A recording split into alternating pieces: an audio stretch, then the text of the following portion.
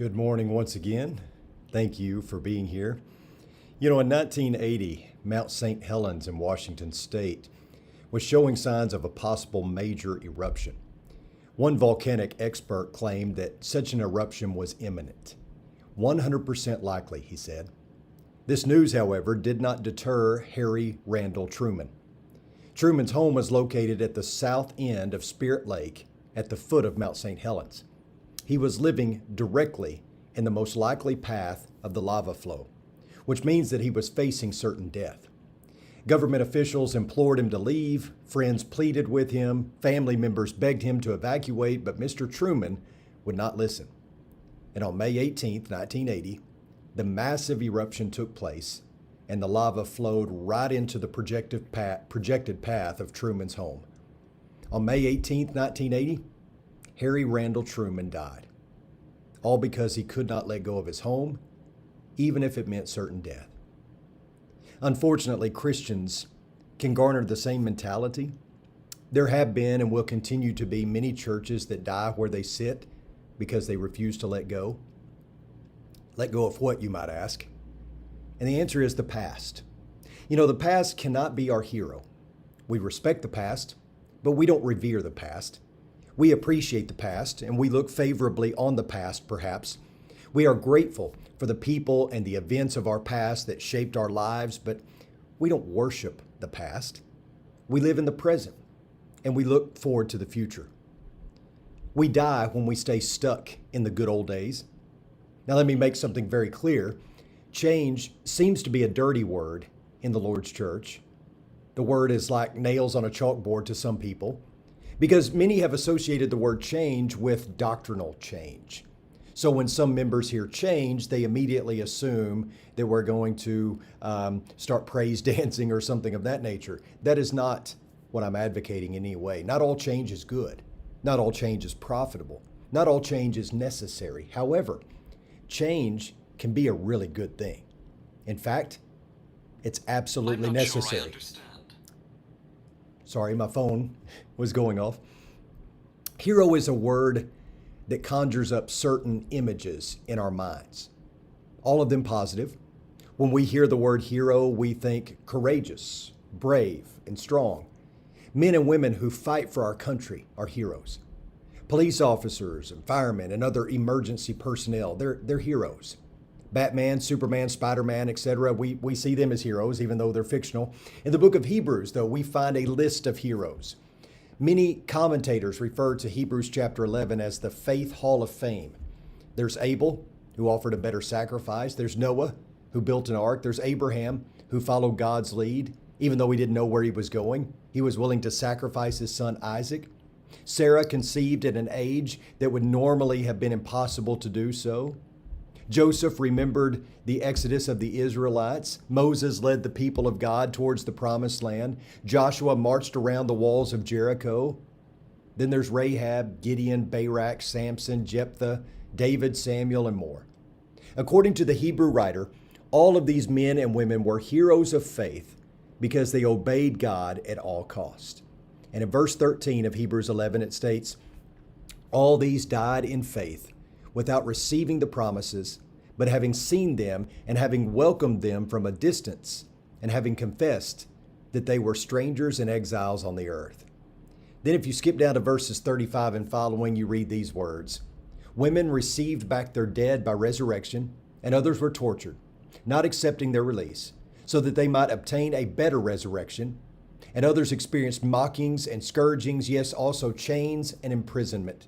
They were stoned, they were sawn in two, they were tempted, they were put to death with the sword. They went about in sheepskins and goatskins, being destitute, afflicted, ill-treated, men of whom the world was not worthy, wandering in deserts and mountains and caves and holes in the ground. And all these, having gained approval through their faith, did not receive what was promised, because God had provided something better for us, so that apart from us, they would not be made perfect." These people sacrificed their comfort. They gave up their homes. They gave up their way of life. They gave up their possessions. They knew that this life was only temporary. They had full faith that a better and eternal life awaited them. The good old days, that didn't exist in their minds. The past wasn't their hero. They looked to the future. They knew and understood that this life was not a time to get comfortable. They knew the future held the best for them, and so they worked toward it. We face significantly less in our daily walk with God, and yet all too often we're doing much less. We're not on fire as we should be. We have much more in the way of resources, and perhaps that has diminished our faith. We're not as familiar with sacrifice. Persecution is rather foreign to us. Christianity for us has become something that occurs twice a week at a building at an agreed upon time. We tend to focus more on the structure of worship, but not as much on transformation. We concentrate maybe on petty, insignificant scruples and less on brotherly love. We get worked up over societal ills or politics and what other churches are doing wrong, but we show far less passion for evangelism. Is that what God intended? If you look at the book of Acts, you see that the church didn't just sit. The first century Christians didn't simply go to church.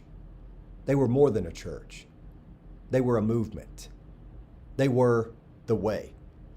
Church wasn't a part of their life, it was their life. They were a part of something much bigger than themselves. I want to be part of a movement, don't you? I'm not satisfied with just coming to church. I want to be church. More specifically, I want to be that church, the one that we read about in the New Testament, the one that changed the world, the one that was more than a congregation, the one that was a movement. Let's be a movement again. Are you in? Are you with me? If we're going to do this, then it's going to require all of us to take our spiritual endeavors to another level. We're going to have to raise the spiritual bar. In many places, the church is no longer a movement. Instead, it's a monument. And we didn't get to this point overnight. It's been a slow erosion. The church started as a movement, and movements move. They don't sit idle, and they certainly don't live in the past. I don't believe that God ever intended for the church to be a monument or a memorial to a once great movement. You will never convince me of that. Sadly, in some cases, that's precisely what has happened. Churches have retreated. They've cooped up within the walls of the building and focused inwardly. They keep to themselves. The major emphasis is on maintaining the flock rather than growing the flock. Ask them about their church, and some of the older members will say something like, "Oh, you should have been here 50 years ago. This was a booming congregation. We were having 20 baptisms a week. We used to fill this auditorium." And sometimes churches die simply because the town dies. The community around them dies. But I have witnessed churches that were dying where they sat because virtually everyone within the congregation had stopped moving. Their beautiful building served as a monument to a greater time, a time in their history when they were moving. Ask them what has changed, and many times the answer is something like, "Oh, we can't seem to find a preacher that's worth anything," or "Our elders don't want to turn loose of money. We just need to go back to doing what we used to do." And you know what? Some or all of those things may be true. But the apostles didn't have the resources that we have today, and they still moved. They didn't rely on a preacher to do it for them. And sometimes getting back to what we used to do is the exact wrong thing. The message doesn't change, but the methods do. In some areas of our country, knocking doors still works, but in many places, it's no longer effective. So rather than relying on a method that worked 50 years ago, we need to ask the question, what works best for our time and our area? I've known of people who cling to an old method, although it produced virtually no results. They weren't letting go of it.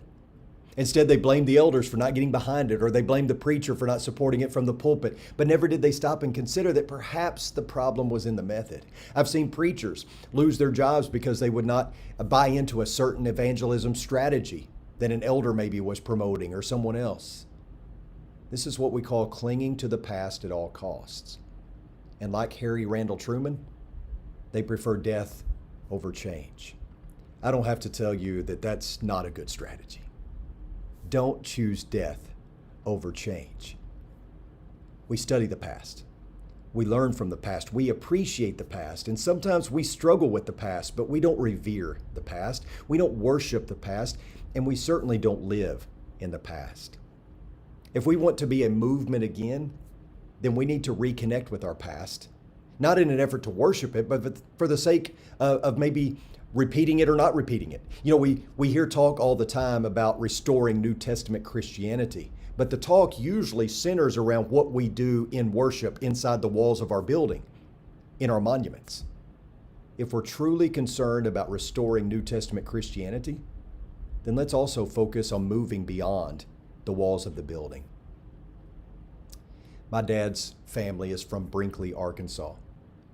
And just outside of Brinkley, Arkansas, heading toward Holly Grove, where my dad grew up, you will find the McCurley family farm. And on this farm, there is a cemetery, the McCurley Cemetery, where most of my relatives are buried. And next to the McCurley Cemetery, there used to be an old white clapboard building that was once a congregation of the Lord's Church. It's where my dad's family went to church for many years until it just kind of died out. It died because of its location. It wasn't anything that the members did or didn't do. But many years ago, I went back and I couldn't help but see the symbolism. You had this old building standing as a memorial to a once vibrant church. And right next to it, rows of headstones memorializing the lives of many who used to attend. Both were monuments commemorating life.